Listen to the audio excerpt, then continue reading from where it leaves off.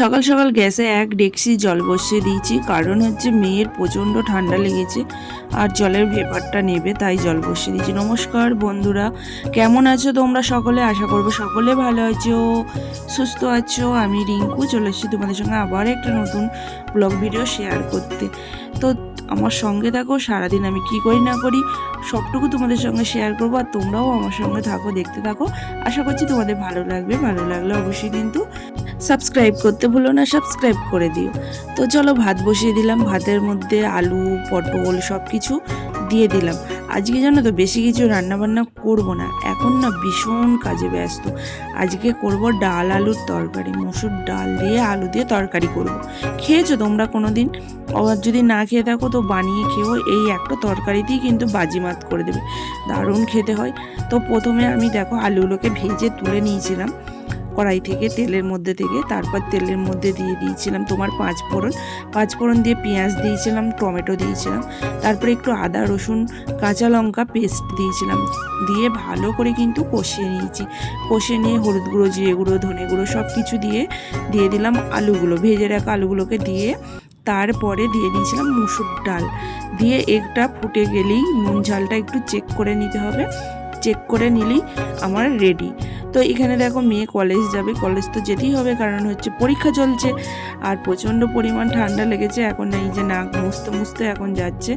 আসলে কি বলো তো, আগের দিন ওয়েদারটা এতটাই খারাপ ছিল, ওই যে সকালবেলা থেকে বৃষ্টি হচ্ছিল, ওই যে তোমার খিচুড়ি রান্না করলাম সেই দিনের ব্লগে তোমাদেরকে দেখিয়েছি, মানে প্রচণ্ড সকাল থেকে বৃষ্টি হচ্ছিল। তার মধ্যে ও যখন স্টেশনে ছিল প্রচণ্ড পরিমাণ হাওয়া উঠেছিল, মানে ঝড় মতন উঠেছিল, বাড়িতেই দেখতে পাচ্ছিলাম ঝড় উঠেছিল।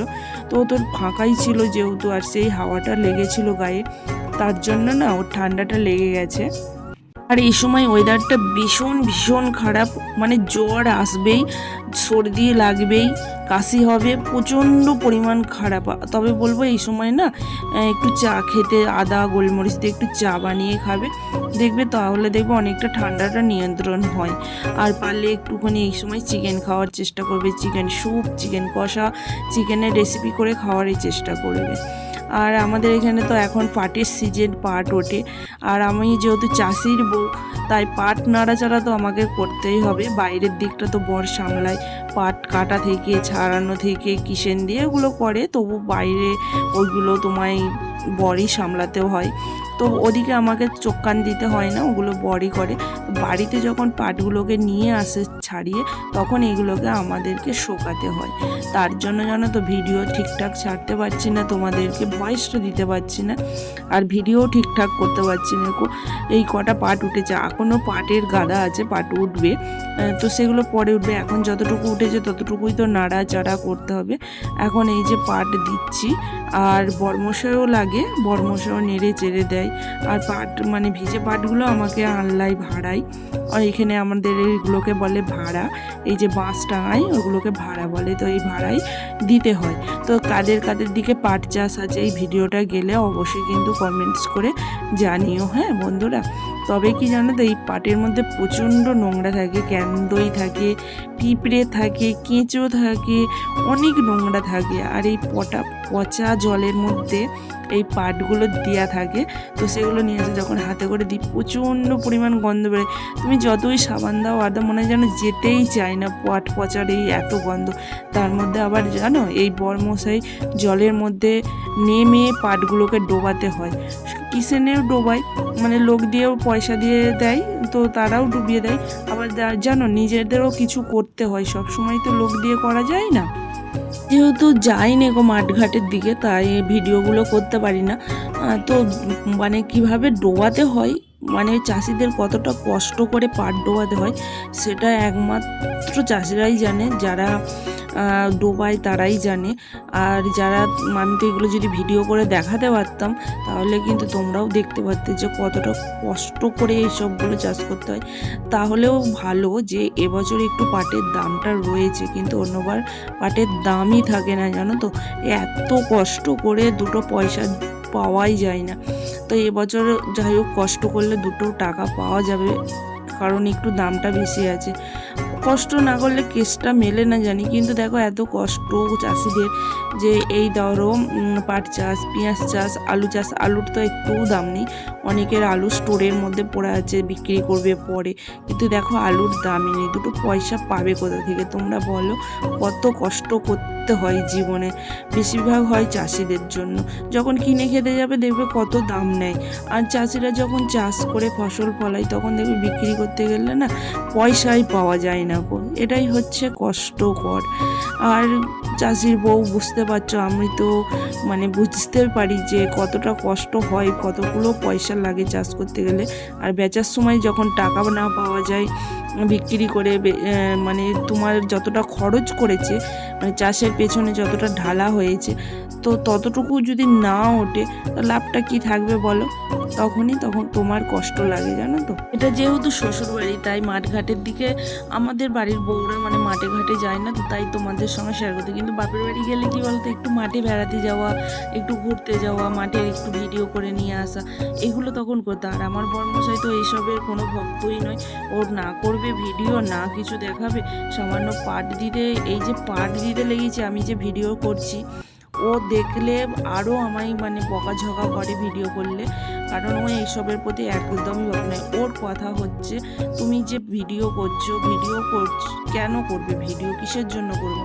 তুমি এখান থেকে কি কোনো ইনকাম করতে পারবে যে তুমি ভিডিও করবে? আমি ভালোবেসে এটাকে ভিডিও করি, আর সেটা আমি বুঝি, আমি এই জায়গাটাকে বুঝি। কিন্তু আমার বড়মশাই বলে খাটবো, পরিশ্রম করবো, দুটো টাকা ইনকাম করবো, কিন্তু তুমি ভিডিও করলে তুমি ক টাকা পাবে? ফালতু তুমি ভিডিও করবে।